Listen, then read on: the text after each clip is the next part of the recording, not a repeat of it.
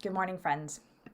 I know that you are going to support the staff and the coronavirus response team, and that it will come as no surprise to you, although perhaps a disappointment, when I let you know that for the immediate future, at least the next few weeks, we are planning on returning at First Church to our earliest COVID guidelines.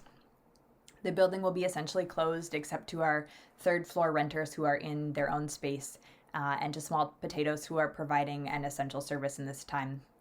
Burlington High School building use has been put on hold at their own request for the time being, and AA has stopped meeting to be in compliance with the governor's mandates.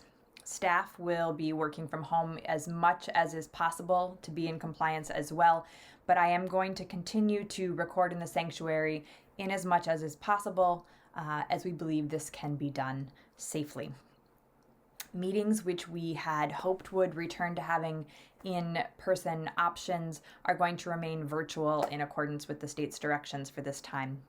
We do have some in-person, outdoors, masked and distanced events planned for later in the Advent season, and we do have hope.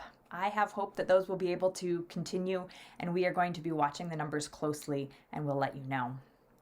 We do ask that if you have any business that has to happen in the church building, we ask you reconsider, and then make sure to contact staff so we can make sure to find a way to best meet those needs.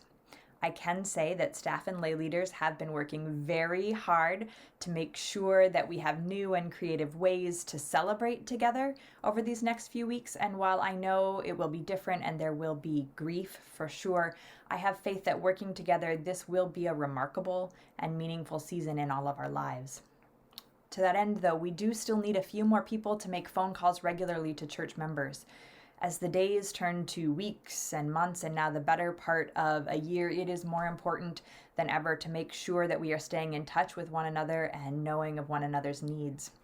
This is one of the most ministerial ways that you can approach this time, and if you are able to consider making these phone calls, please let us know in the office.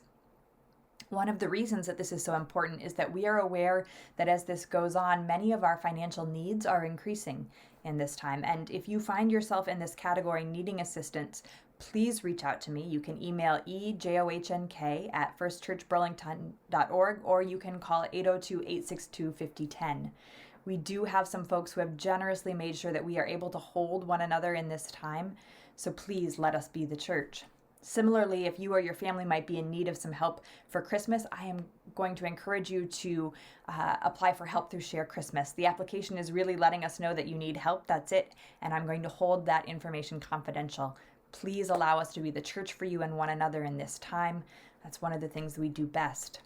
If you have any questions about any of this, please call the main office or email office@firstchurchburlington.org. Caroline has almost any information you could ever need, and if she doesn't have it, she can put you in touch with the person who does.